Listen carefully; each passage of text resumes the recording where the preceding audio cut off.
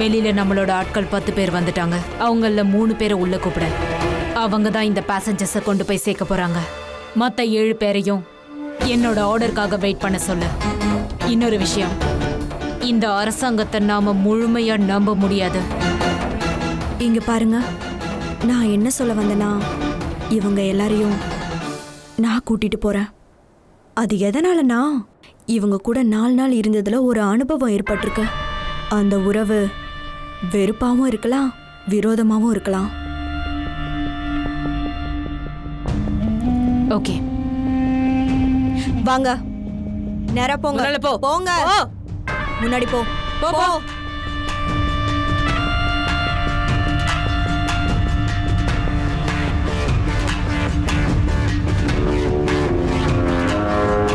ஏய், இங்க வா. வா. ஏய், எங்க போயிட்டு இருக்க? போ.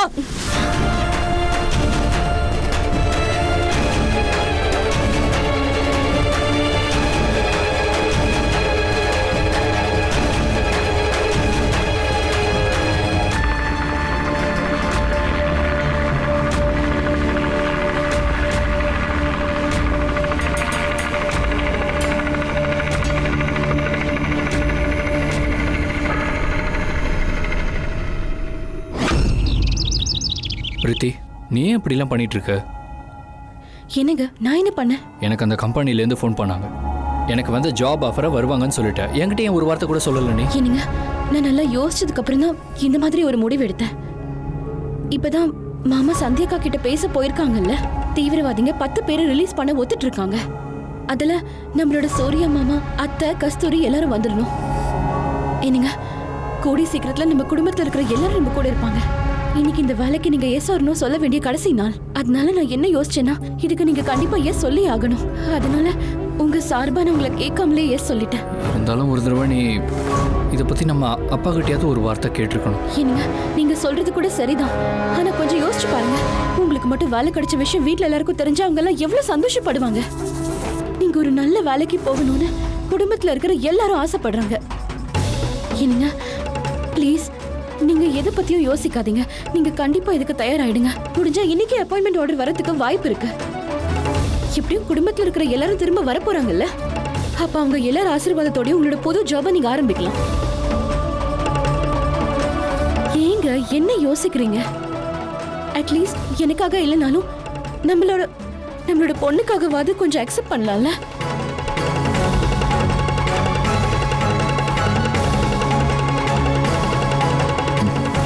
சரி.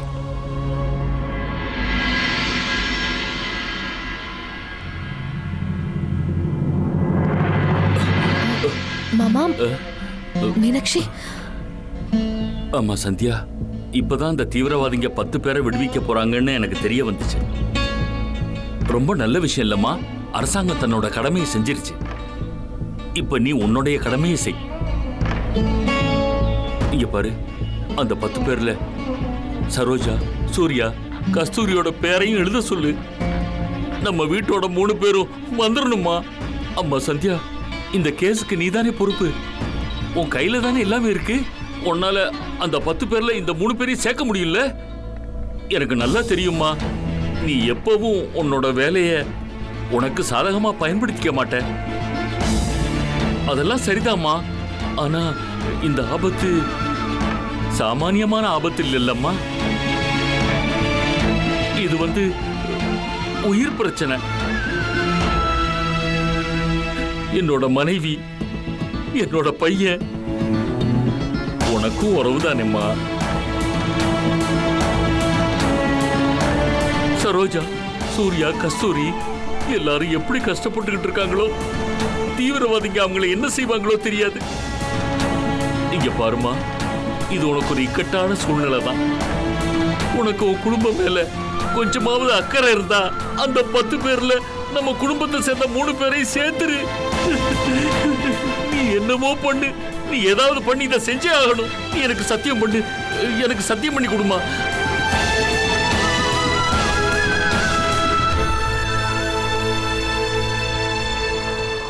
சார், சார் உங்க 2 பேரையும் அர்ஜுன் சார் கூப்பிடுறாரு. மாமா நான் இப்போ உடனே போயாகணும். நான் உங்ககிட்ட அப்புறமா பேசுறேன். Excuse me. Yes madam. நீங்க இவங்கள என்னோட கேபின்ல உட்கார வைங்க. Yes ma'am. மாமா நீங்க என்னோட கேபின்ல உட்காருங்க. நான் போயிட்டு இப்பவே வரேன். மாமா சந்தியாக்கா எதுவுமே சொல்லாம போறாங்களே, இப்ப நம்ம என்ன பண்றது மாமா? ஒருவேளை நம்ம சந்தியா கண்டிப்பா ஏதாவது ஒண்ணு செய்வா. அவ செஞ்சுதான் ஆகணும். அவளோட புருஷன், அவளோட மாமியார் மேல சந்தியா நிறைய பாசம் வச்சிருக்கா. குடும்பம் அவளுக்கு முக்கியம்தான். கண்டிப்பா ஏதாவது செய்வா. எனக்கு நம்பிக்கை இருக்கு. வாங்க மேடம். நம்ம பிளான் படி எல்லாரையும் எந்த இடத்துல இருக்க சொன்னீங்களோ அந்த இடத்துல தான் நான் இருக்க வச்சிருக்கேன். கொஞ்ச நேரத்துக்கு அப்புறமா இந்திய அரசாங்கத்துக்கு நம்ம அந்த இடத்தோட இன்ஃபர்மேஷனை கொடுக்கலாம். நான் அங்கதான் வந்துட்டு இருக்கேன்.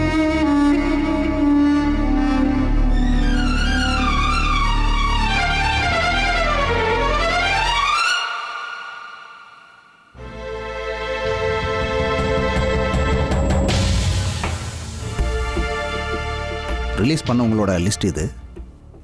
இதை பாருங்க. Yes sir.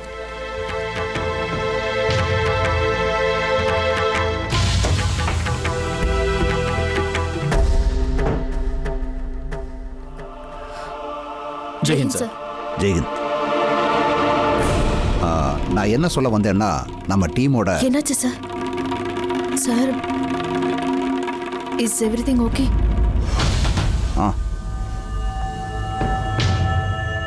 சின்னதாக இருந்தாலும் நமக்கு வெற்றி கிடைச்சிருக்கு. 10 பேசஞ்சர்ஸை அவங்க ரிலீஸ் பண்ணியிருக்காங்க.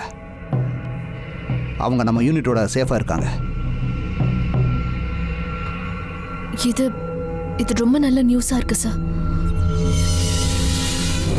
யார் யார் அவங்க வெளியே விட்டுருக்காங்க? லிஸ்ட் இதோ இருக்கு. ஸ்வேதா, மாலதி, ரீத்து அகர்வால், ரிஷப் பிரசாத், கே குப்தா, சரோஜா, சந்தோஷ் மெஹ்ரா, அப்புறம் கஸ்தூரி, பி பார்கவ், ஹிமானி சேகல் அண்ட் தினேஷ் மெஹ்ரா. அவ்வளவுதானா?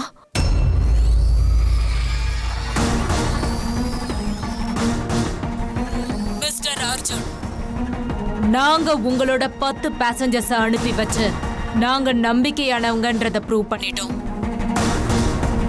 இப்ப உங்க டர்ன். உங்ககிட்ட வெறும் 6 hours தான் இருக்கு. அந்த டைம்குள்ள ராஜ்குமார் விடுதலை ஆகணும். அந்த பொறுப்பை ஏஎஸ்பி சந்தியா கிட்ட தான் ஒப்படைக்கணும்.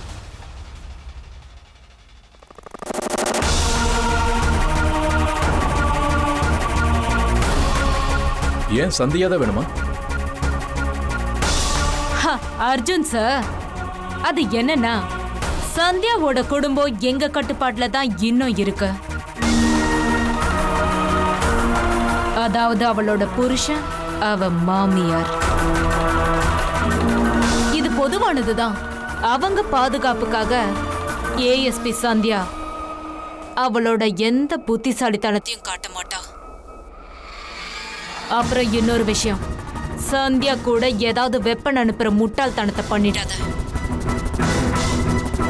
வரும்போது சந்தியாவும் ராஜ்குமாரும் தவிர 3ஆவதா யாருமே இருக்கக்கூடாது. ஒரு தப்பு நடந்துச்சுன்னா 68 பணம் தான் மிச்சம்.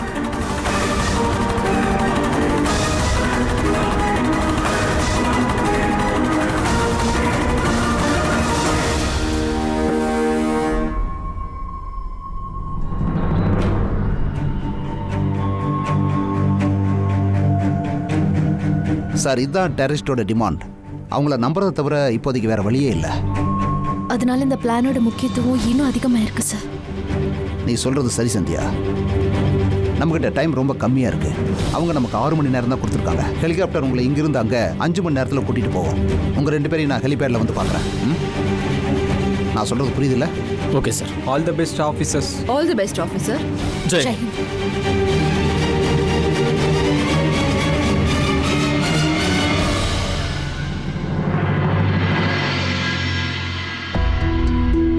மாமா, சந்தியாக்கா இங்க வர்றதுக்கு எவ்வளவு நேரம் ஆகும்னு தெரிய மாட்டேங்குது.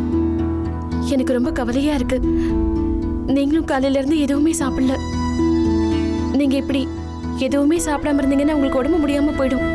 நீங்க ஏதாவது சாப்பிட்டு தான் ஆகணும். வாங்க நம்ம வீட்டுக்கு போலாம். வேண்டாம்மா, வாங்க. எனக்கு பசி தாகம் எதுவுமே இல்லை. என் குடும்பத்தை ஆளுங்க திரும்ப என்கிட்ட வந்தா போதும். எனக்கு என்னோட மனைவி சரோஜா, என் பையன் சூர்யா, கஸ்தூரியும் வந்தா போதும். அதுக்கப்புறம் தான் எனக்கு எதையும் சாப்பிட முடியும். சந்தியா என்கிட்ட வந்து உறுதியா சொல்ற வரைக்கும், அதாவது அந்த 10 பேர்ல நம்ம குடும்பத்தோட 3 பேர் வந்துட்டாங்கன்னு சொல்லணும். அதுக்கப்புறம் தான் என் தொண்டையில எதா இருந்தாலும் இறங்கும். இல்ல நான் பேசுறேன். கண்டிப்பா அவங்க 3 பேரும் கண்டிப்பா அதுல வந்துதான் ஆகணும். நான் பேசுறேன் மாமா. நீங்க முதல்ல கொஞ்சம் தண்ணி குடிங்க. ஒண்ணு இல்ல, எல்லாம் சரியாயிடும். வேண்டாம்மா, வேண்டாம். ஐயோ, என்ன மாமா தண்ணி கொட்டிடுச்சு. ஐயோ ஐயோ, இந்த கம்ப்யூட்டர்ல தண்ணி வேற ஊத்திடுச்சு. என்ன? எல்லாத்துக்கும் முன்னாடி நீ சாகருங்கிற விஷயத்தையே மறக்கணும். இந்த பொய்யை நீ உன் மனசுக்குள்ள ஏத்துக்கிட்டு அது மாதிரி நடிக்கணும். அதாவது நீ ராஜ்குமார் தானே? ராஜ்குமார்? என்ன மீனாட்சி அது? மாமா இது என்னது?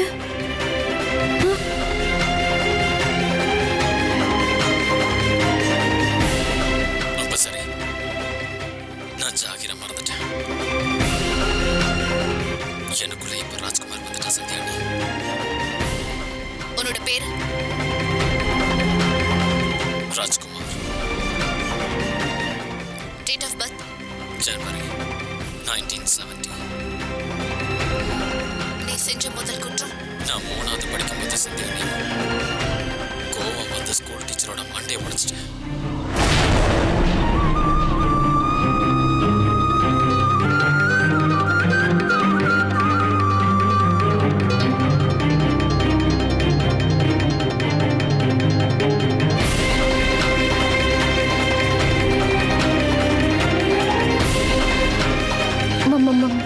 மாமா, சந்தியாக்கா என்ன பண்ண போறாங்க? ஜாகிர போய் ராஜ்குமாரை மாத்த போறாங்களா?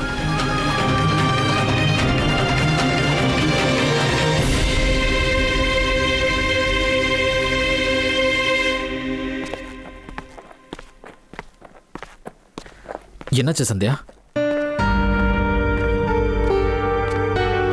ஒரு நிமிஷம் சந்தியா, ஒரு நிமிஷம். நீ அப்பா சொன்னதை கேட்டு டென்ஷனாக இருக்கியா? அதாவது சந்தியா, என்னோட அட்வைஸ் என்னன்னா, அதை பற்றி நீ அவ்வளோவா யோசிக்காத. சந்தியா, அப்பாவோட கோபம், அவருடைய தவிப்பு எல்லாமே நியாயமான விஷயம்தான். ஆனால் நீ இன்னொரு விஷயத்த புரிஞ்சுக்கல. நம்ம உணர்வுகளை கட்டுப்படுத்துகிற மாதிரி அப்பா கிட்ட நம்மள மாதிரி யூனிஃபார்ம் கிடையாது. இங்கே பாரு சந்தியா, எனக்கு ஒரு விஷயம் மட்டும் நல்லா தெரியணும். இதெல்லாம் முடிஞ்சதுக்கப்புறம், இதெல்லாம் நல்லபடியாக முடிஞ்சதுக்கப்புறம் அவருடைய கோபம், தவிப்பு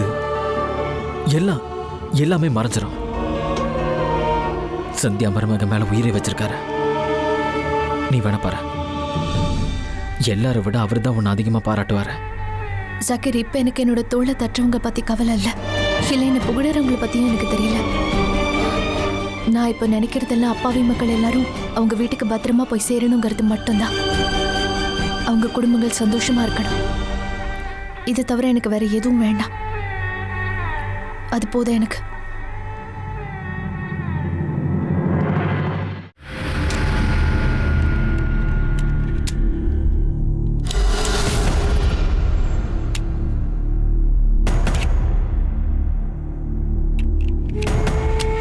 கூடிய சீக்கிரமே ராஜ்குமாரை கூட்டிட்டு சந்தியா இங்க வந்து சேருவா. அதுக்கப்புறம் அவளோட நிமிர்ந்து இருக்கிற தலை என் காலில் வந்து விழும். ஆனாலும் சந்தியாவை நாம நம்பவே முடியாது. அவ ரொம்ப புத்திசாலியானவ. அதனால தான் நம்மளோட 10 ஆட்களை நான் வர வச்சிருக்கேன். அவ ஏதாவது புத்திசாலித்தனத்தை காட்டினா இவங்க பதிலடி தருவாங்க. இங்க பாருங்க, நீங்க கவலையப்படாதீங்க. சந்தியாக்கு இந்த தடவையும் வழக்கம் போல தோல்விதான் கிடைக்கும். 10 பேரை காப்பாத்திட்டேன்னு ரொம்ப சந்தோஷமா இருப்பாள். இப்போ 65 பேரை இழக்க போறா. அதுக்கப்புறம் அவளோட யூனிஃபார்முக்கும் அரசாங்கத்துக்கும் பிளாக் மார்க் ஏற்படும். அப்புறம் என்ன, நம்ம சந்தோஷப்படுவோம். இதெல்லாம் நடக்கும்.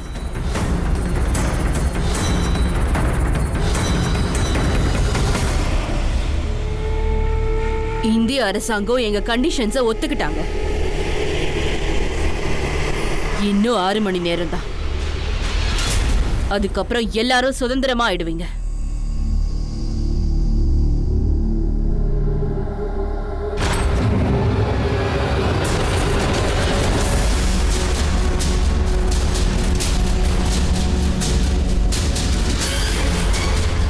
சனி பாய், உன்னோட சந்தியா எங்களோட ராஜ்குமாரை கூட்டிட்டு வந்துட்டு இருக்கா. அதுவும் எந்த வெப்பன்ஸும் இல்லாம வெறும் கையோட. உன் பொண்டாட்டி எங்களை ரொம்ப அலைய விட்டுட்டா. எவ்வளோ பிரச்சனை பண்ணா. ஆனா இன்னைக்கு பாத்தியா, எங்க கிட்ட தோத்து போய் ராஜ்குமாரை எங்க கிட்டயே ஒப்படைக்க போறா. உனக்கு நான் ப்ராமிஸ் பண்ணி கொடுக்கறேன். ஒரு வேளை உன் பொண்டாட்டி மறுபடியும் என்கிட்ட வேலையை காட்டினா, அதுக்கப்புறம் உன் கண்ணு முன்னாடியே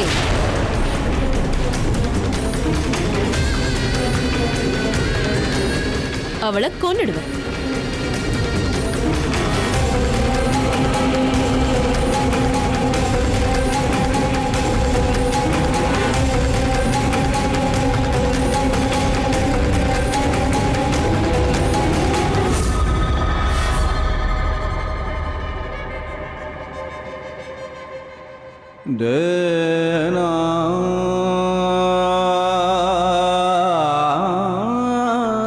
அழாதப்பா.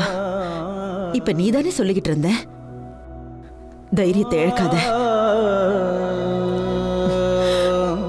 அந்த கடவுளோட கருணையால அந்த மாதிரி எல்லாம் எதுவும் நடக்காது.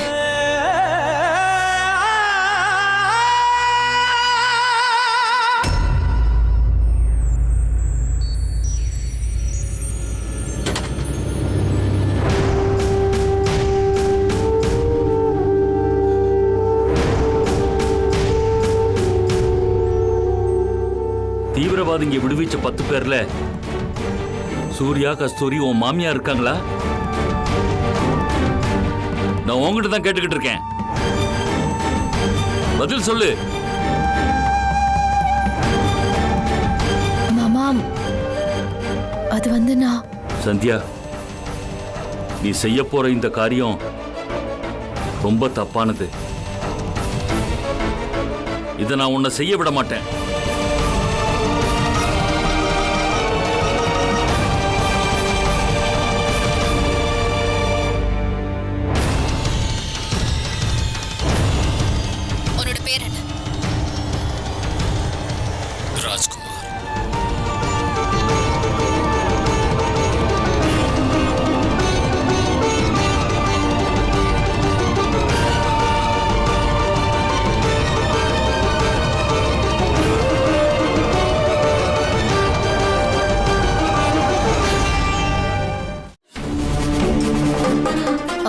மாமா,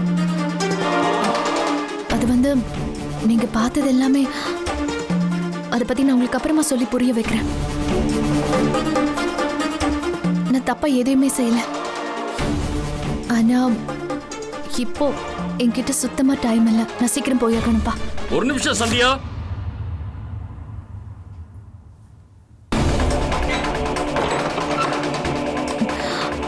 மாமா, உன்னோட இந்த தைரியம் என் குடும்பத்தையும் மொத்தமா அழிச்சிரும். நான் என் மனைவியையும் என் பையனையும் இவ்வளவு பெரிய ஆபத்துல மாட்ட விடவே மாட்டேன்.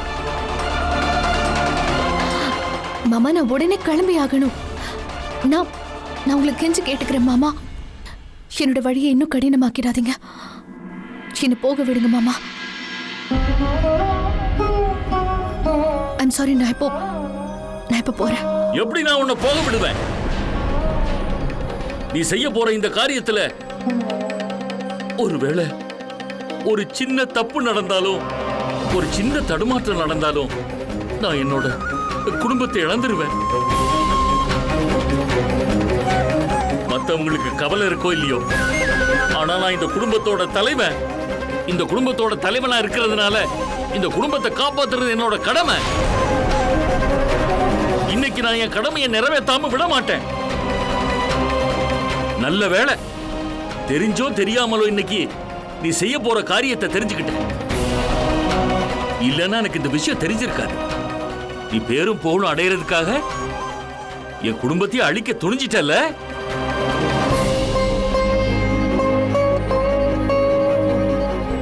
வேண்டாம் சந்தியா, நீ இப்ப வந்தவ. எனக்கு என் மனைவியோட என் பையனோட ரொம்ப வருஷ உறவு இருக்கு. நான் இப்பவும் அந்த உறவை மதிக்கிறவன். இன்னைக்கு நான் அதுக்கு மரியாதை செலுத்தி ஆகணும். நீ என்ன வேணாலும் பண்ணிக்கோ, என்ன வேணாலும் கைது செஞ்சுக்கோ, என்ன கொன்று, உனக்கு என்ன தோணுதோ அதை செய். ஆனா நான் இன்னைக்கு உன்னை இந்த செயலை மட்டும் செய்ய விடவே மாட்டேன்.